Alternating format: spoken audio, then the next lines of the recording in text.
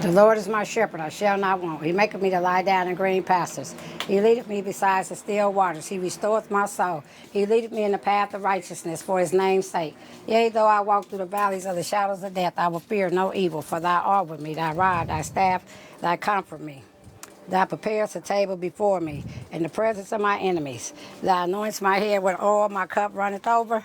Surely goodness and mercy shall follow me all the days of my life, and I shall dwell in the house of the Lord forever and ever and ever. Amen.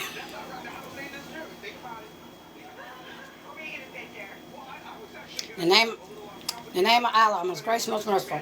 All praises be unto Allah. Our Father who art in heaven, hallowed be thy name. Thy kingdom come, thy will be done on earth as it is in heaven. Give us this day our daily bread, and forgive us our trespasses as we forgive those who trespass against us. And lead us not into temptation, but deliver us from evil. For thine is the kingdom, the power, and the glory, forever and ever and ever. Amen. Amen. I was running around here, and I just get caught up in time, I guess. You know, the older you get, when you start getting older, you know. My husband say, them first 50 years was okay. But them next 50 years ain't gonna be so okay.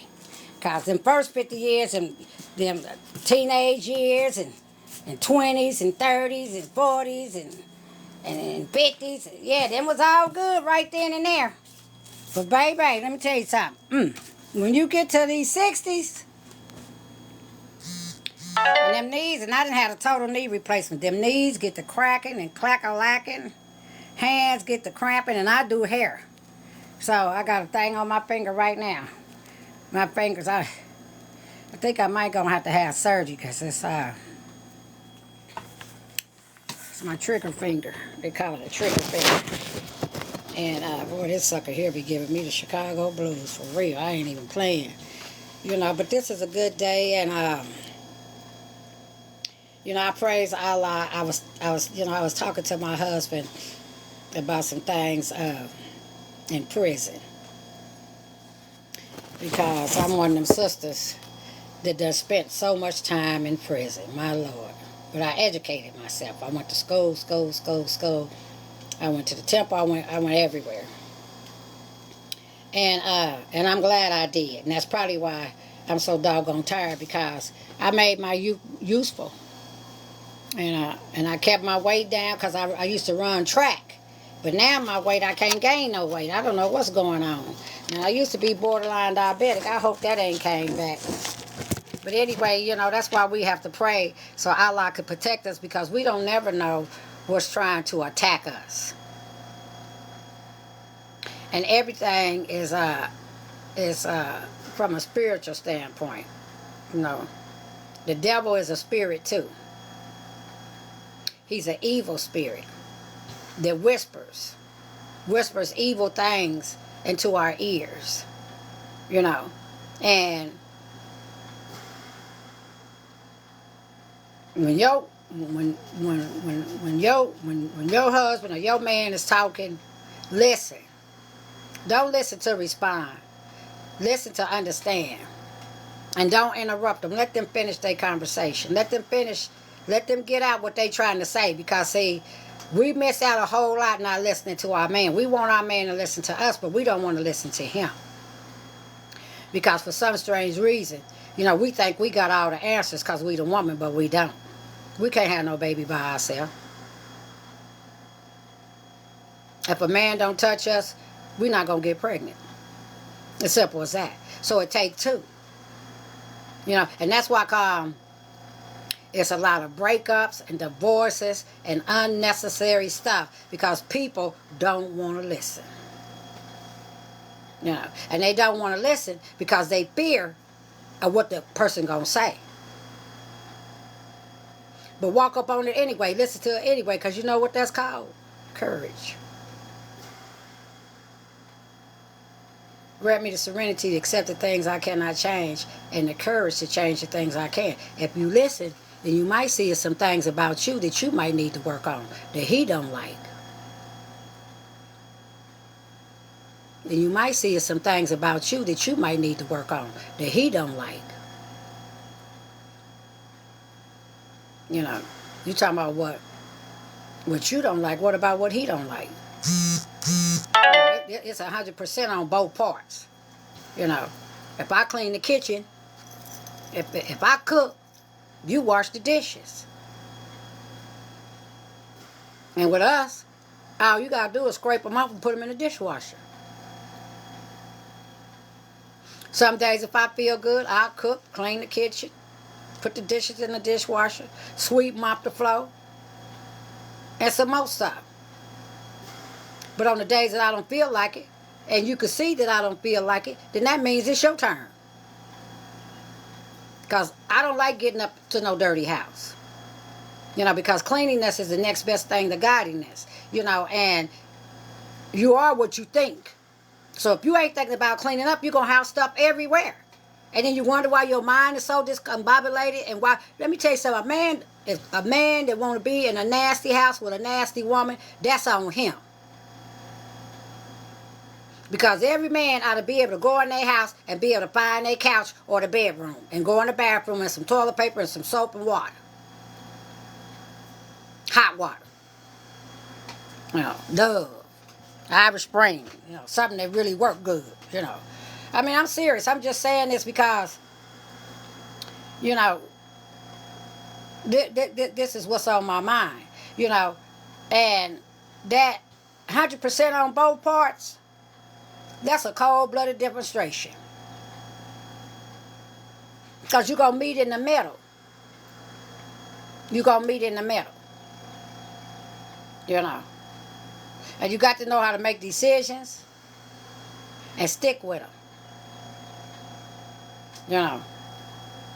And keep your brothers and sisters out of your business. Because it ain't none of their business. Now, if you want to call and they want to listen, but they need to listen and not listen to respond. You know, you need if you the type of person that got to have somebody to talk to, when you get upset, then go downtown to a bar and sit in there and talk to a drunk. Go talk to somebody you don't even know. You know, that's what they taught us in recovery. You know, and we want to tell somebody some things that we did in our addiction, and we want to tell somebody some things that we did in our addiction. You tell somebody you don't know. Because you ain't got to worry about it being repeated. You know. Tell somebody you don't know. Because you ain't got to worry about it being repeated. You know. So it's a lot of things, you know. Sometimes I feel like, you know, life starts every day, which I know life starts every day, you know, but sometimes, you know, things can come in your life to break you down so bad. I know life starts every day, you know, but sometimes, you know, things can come in your life to break you down so bad because people really be trying to break you down. You know, your family, they could be the worstest ones or they could be the most supportive ones. Break you down. You know, your family, they could be the worstest ones or they could be the most supportive ones, you know.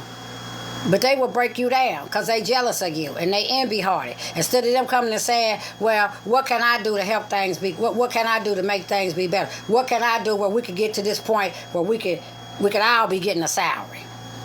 And we done that. And everybody lost their rabbit-ass mind. Every last one of them lost their mind over that money. Me and my husband went to the penitentiary over it. Because they said we defrauded the government. Which we pled not guilty, and I still say I'm not guilty. You know. But it was election year, and that's when they come after usually dope dealers. So I said it must not have been no big-time dope dealers at that time that y'all going to come after a drug program.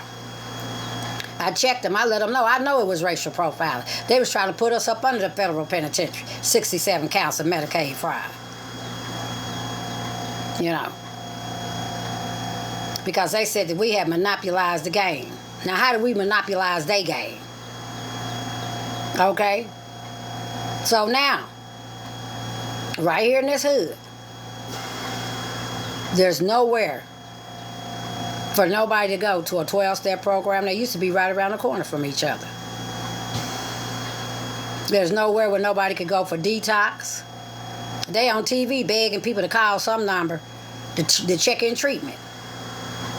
And we had builders finna put a detox in there and everything.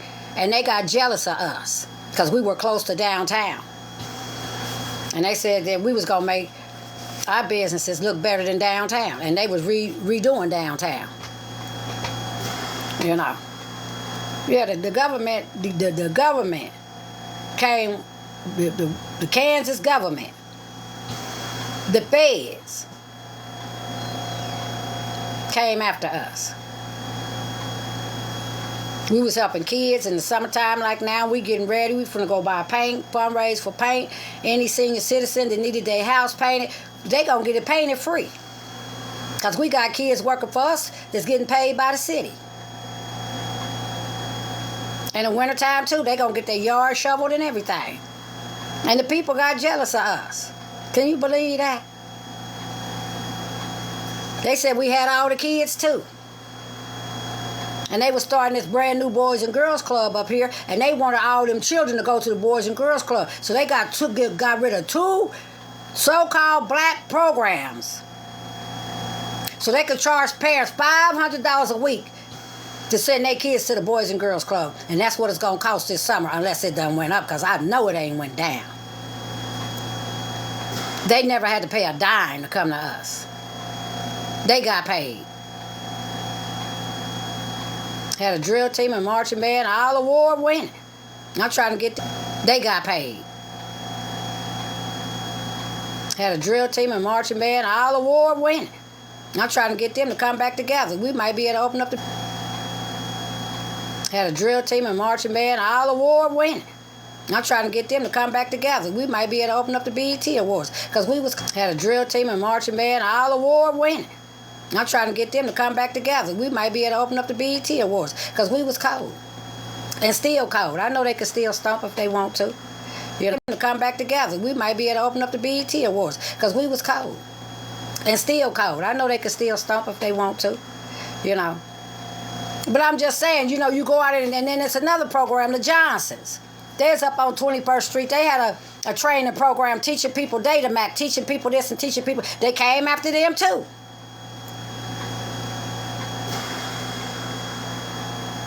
Down on 17. Carrie had a program down there. Came after her too. Every so-called black entity in this city, they drop, they'll come, oh yeah, let me talk, and then they be the very ones, the same ones grinning in your face, the same ones stabbing you in your back. And they wanted our program so bad.